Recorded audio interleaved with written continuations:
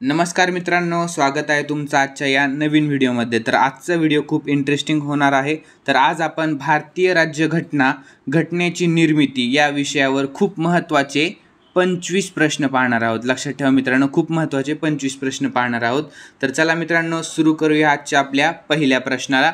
प्रश्न पहिला, भारतीय संविधानाच्या मसुदा समितीचे अध्यक्ष कोण होते? लक्ष ठेवा मित्रांनो, भारतीय संविधानाच्या मसुदा समितीचे अध्यक्ष ऑप्शन ए आहे पंडित जवाहरलाल नेहरू, ऑप्शन बी आहे सच्चिदानंद सिन्हा, ऑप्शन सी आहे डॉक्टर राजेंद्र प्रसाद आणि ऑप्शन डी आहे डॉक्टर BR आंबेडकर। तर याचे योग्य उत्तर आहे option D doctor Bhimrao Ramji Ambedkar. लक्षात ठेवा मित्रांनो।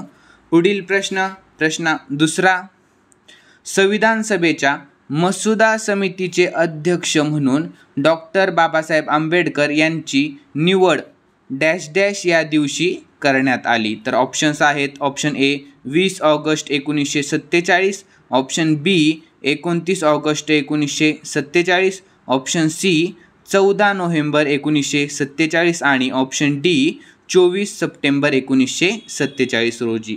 तर याचे योग्य उत्तर आहे ऑप्शन बी 29 ऑगस्ट 1947 रोजी। मित्रांनो लक्षात ठेवा, ठीक आहे। पुढील प्रश्न तिसरा, भारतीय राज्यघटनेच्या मसुदा समितीचे सदस्य ओळखा। ऑप्शन ए आहे N Gopalaswami Ayyangar, option B आहे doctor KM Munshi, option C आहे अल्लादी कृष्णास्वामी अय्यर आणि ऑप्शन डी आहे वरील सर्व। तर याचे योग्य उत्तर आहे ऑप्शन डी वरील सर्व। पुढील प्रश्न चौथा, भारतीय संविधान सभेतील मूलभूत हक्कांच्या उपसमितीचे अध्यक्ष कोण होते? कशाचे? भारतीय संविधान सभेतील मूलभूत हक्कांच्या उपसमितीचे। ठीक आहे मित्रांनो, ऑप्शन ए आहे doctor BR Ambedkar, option B आहे सरदार पटेल, ऑप्शन सी आहे जवाहरलाल नेहरू आणि ऑप्शन डी आहे JB कृपलानी। तर याचे योग्य उत्तर आहे ऑप्शन डी JB कृपलानी। लक्षात ठेवा मित्रांनो, ऑप्शन डी JB कृपलानी। प्रश्न पाचवा, जर संसदेने केलेला एखाद्या कायदा घटनेच्या तत्वांच्या विरोधी असेल तर असा कायदा या नावाने ओळखला जातो। याचे ऑप्शन्स आहे अल्ट्रा विरस, ऑप्शन बी आहे इंट्रा विरस, ऑप्शन सी आहे अनौरस आणि ऑप्शन डी आहे कायद्याने औरस ठरविलेला। तर याचे योग्य उत्तर आहे ऑप्शन ए अल्ट्रा विरस। लक्षात ठेवा मित्रांनो, ऑप्शन ए अल्ट्रा विरस। पुढील प्रश्न सहावा, खालीलपैकी कोणते वैशिष्ट्य आणि त्यांचे स्रोत जुळत नाहीत? ठीक आहे मित्रांनो, लक्षात ठेवा। ऑप्शन ए आहे हे कायद्याने अधिराज्य ब्रिटिश राज्यघटना, ऑप्शन बी आहे कायद्याने घालून दिलेली पद्धती ब्रिटिश राज्यघटना, ऑप्शन सी आहे कायद्याची योग्य पद्धती अमेरिकन राज्यघटना आणि ऑप्शन डी आहे न्यायालयीन पुनर्विलोकन अमेरिकन राज्यघटना। तर याचे योग्य उत्तर आहे ऑप्शन बी कायद्याने घालून दिलेली पद्धती ब्रिटिश राज्यघटना। ठीक आहे मित्रांनो, लक्षात ठेवा। पुढील प्रश्न सातवा, 11 डिसेंबर 1946 रोजी भारतीय घटना समितीचे अध्यक्ष म्हणून कोणाची निवड करण्यात आली? प्रश्न काय आहे? भारतीय घटना समितीचे अध्यक्ष म्हणून कोणाची निवड करण्यात आलेली आहे? ऑप्शन ए आहे doctor Rajendra Prasad, option B आहे doctor Babasaheb Ambedkar, option C आहे डॉक्टर सच्चिदानंद सिन्हा आणि ऑप्शन डी आहे पुरुषोत्तम दास टंडन। तर याचे योग्य उत्तर आहे ऑप्शन ए डॉक्टर राजेंद्र प्रसाद। लक्षात ठेवा मित्रांनो, ऑप्शन ए डॉक्टर राजेंद्र प्रसाद। प्रश्न आठवा, भारतीय राज्यघटनेच्या निर्मिती दरम्यान संविधान सल्लागार म्हणून कोणाची नियुक्ती केली गेली?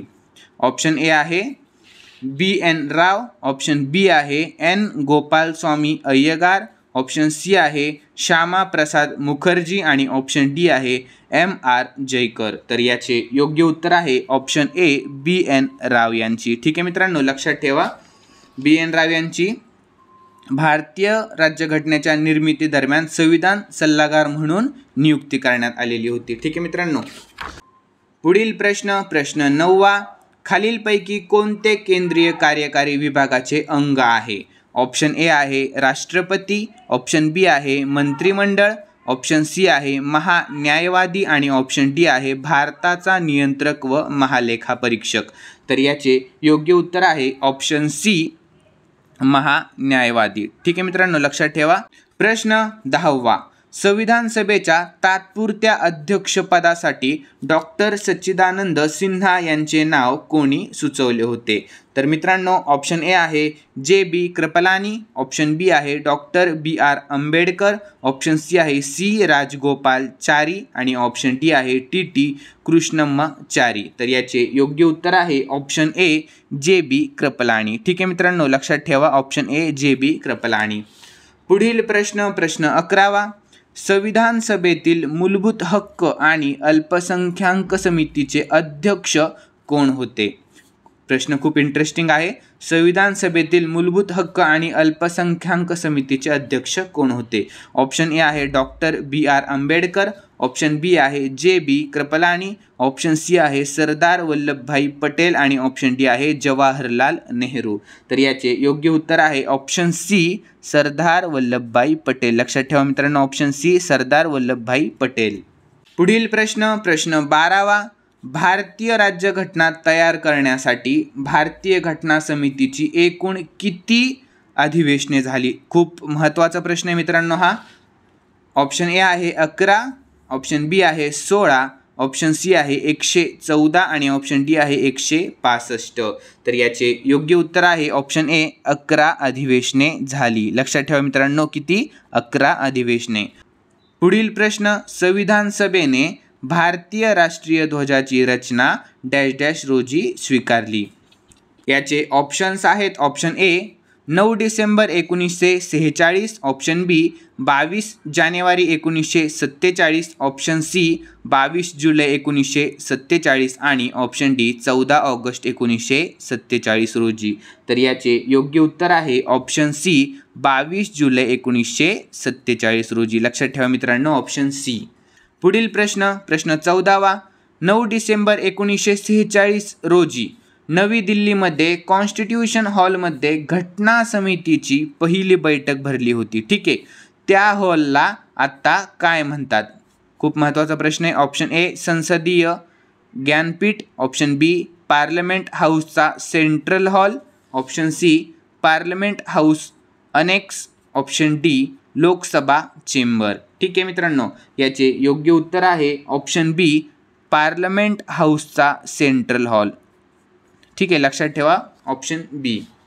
पुढील प्रश्न 15वा, भारतीय राज्यघटना कायदा आणि न्याय मंत्रालयाशी संबंधित डॅश डॅश कडून प्रकाशित केली जाते? ऑप्शन ए आहे वैधानिक विभाग, ऑप्शन बी आहे कायदेशीर व्यवहार विभाग, ऑप्शन सी आहे न्याय विभाग आणि ऑप्शन डी आहे राष्ट्रीय न्यायालयीन आयोग। तर याचे योग्य उत्तर आहे ऑप्शन ए वैधानिक विभाग। लक्षात ठेवा मित्रांनो, ऑप्शन ए वैधानिक विभाग। पुढील प्रश्न 16वा, नागरिकत्व निवडणुका तात्पुरती संसद या संदर्भातील राज्यघटनेतील तरतुदी डॅश डॅश पासून लागू करण्यात आल्या? ऑप्शन ए आहे 9 डिसेंबर 1946, ऑप्शन बी आहे 15 ऑगस्ट 1947, ऑप्शन सी आहे 26 नोव्हेंबर 1949 आणि ऑप्शन डी आहे 26 जानेवारी 1950। तर याचे योग्य उत्तर आहे ऑप्शन सी 26 नोव्हेंबर 1949 रोजी। ठीक आहे मित्रांनो, लक्षात ठेवा। पुढील प्रश्न 17वा, राजकुमारी अमृत कौर ह्या कोणत्या मतदारसंघातून संविधान सभेवर निवडून आल्या होत्या? खूप इम्पॉर्टंट प्रश्न आहे। याचे आपण ऑप्शन्स पाहूयात। ऑप्शन ए आहे बिहार, ऑप्शन बी आहे केंद्रीय प्रांत, ऑप्शन सी आहे मुंबई आणि ऑप्शन डी आहे पंजाब। तर याचे योग्य उत्तर आहे ऑप्शन बी केंद्रीय प्रांत। लक्षात ठेवा मित्रांनो, ऑप्शन बी केंद्रीय प्रांत।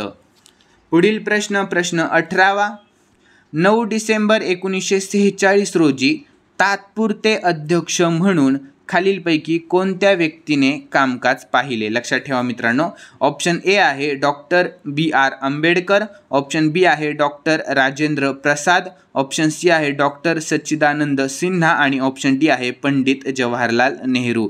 तर याचे योग्य उत्तर आहे option C doctor Sachchidananda Sinha. लक्षात ठेवा मित्रांनो, खूप महत्त्वाचा प्रश्न आहे। पुढील प्रश्न 19वा. कोणत्या राजकीय पक्षाचे संविधान सभेत केवळ एक उमेदवार निवडून आले होते?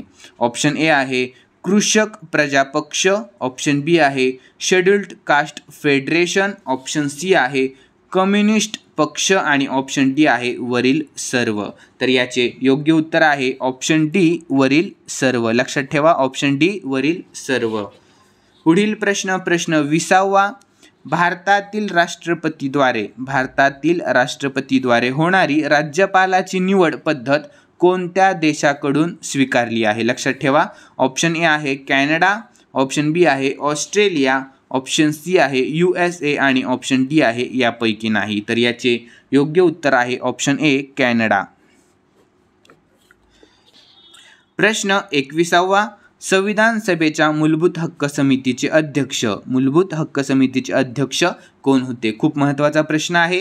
ऑप्शन ए आहे पंडित जवाहरलाल नेहरू, ऑप्शन सी आहे doctor Rajendra Prasad, option B आहे वल्लभभाई पटेल आणि ऑप्शन डी आहे डॉक्टर बाबासाहेब आंबेडकर. तर याचे योग्य उत्तर आहे ऑप्शन बी वल्लभभाई पटेल. मित्रांनो लक्षात ठेवा, ऑप्शन बी वल्लभभाई पटेल. पुढील प्रश्न 22वा. संविधान तयार करण्यासाठी संविधान सभेने किती समित्या तयार केल्या होत्या? लक्षात ठेवा मित्रांनो, खूप महत्त्वाचा प्रश्न आहे. वापस एकदा प्रश्न पाहूयात आपण. संविधान तयार करण्यासाठी संविधान सभेने किती समित्या तयार केल्या होत्या? ऑप्शन ए आहे 22, ऑप्शन बी आहे 11, ऑप्शन सी आहे 7 आणि ऑप्शन डी आहे 24. तर याचे योग्य उत्तर आहे ऑप्शन ए 22 समित्या तयार केल्या होत्या. लक्षात ठेवा मित्रांनो. पुढील प्रश्न 23वा. कोणत्या अल्पसंख्याक समाजाला घटना परिषदेत विशेष प्रतिनिधित्व देण्यात आले? लक्षात ठेवा, कोणत्या अल्पसंख्याक समाजाला घटना परिषदेत विशेष प्रतिनिधित्व देण्यात आले? ऑप्शन ए आहे शीख, ऑप्शन बी आहे ख्रिश्चन, ऑप्शन सी आहे अनुसूचित जाती आणि ऑप्शन डी आहे अनुसूचित जमाती. तर याचे योग्य उत्तर आहे ऑप्शन ए शीख. लक्षात ठेवा मित्रांनो, ऑप्शन ए शीख. पुढील प्रश्न 24वा. भारताच्या राष्ट्रीय ध्वज समितीचे अध्यक्ष कोण होते? लक्षात ठेवा मित्रांनो, राष्ट्रीय ध्वज समितीचे अध्यक्ष. ठीक आहे, ऑप्शन ए आहे doctor Rajendra Prasad, option C आहे JB कृपलानी, ऑप्शन बी आहे डॉक्टर BR आंबेडकर आणि ऑप्शन डी आहे सरदार वल्लभभाई पटेल. तर याचे योग्य उत्तर आहे ऑप्शन ए डॉक्टर राजेंद्र प्रसाद. लक्षात ठेवा मित्रांनो, ऑप्शन ए डॉक्टर राजेंद्र प्रसाद. पुढील प्रश्न 25वा आणि शेवटचा प्रश्न. 1935च्या भारत सरकार कायद्यात कशाची तरतूद होती? लक्षात ठेवा मित्रांनो, कशाची तरतूद होती? ऑप्शन ए आहे प्रौढ मताधिकार, ऑप्शन बी आहे साम्राज्यांतर्गत शासनाधिकार, ऑप्शन सी आहे सापेक्ष स्वायत्ता आणि ऑप्शन डी आहे प्रांतिक स्वायत्ता. लक्षात ठेवा मित्रांनो, याचे योग्य उत्तर आहे ऑप्शन डी प्रांतिक स्वायत्ता. ठीक आहे. जर मित्रांनो तुम्हाला आपला व्हिडिओ आवडलेला असेल तर व्हिडिओला लाईक करा, आपल्या चॅनलला सबस्क्राईब करायला अजिबात विसरू नका आणि बेल आयकॉन दाबायला देखील विसरू नका. चला भेटूया नवीन व्हिडिओमध्ये. आणि हा जर व्हिडिओ आवडला असेल तर तुमच्या मित्राला व्हिडिओ शेअर करायला देखील विसरू नका. धन्यवाद.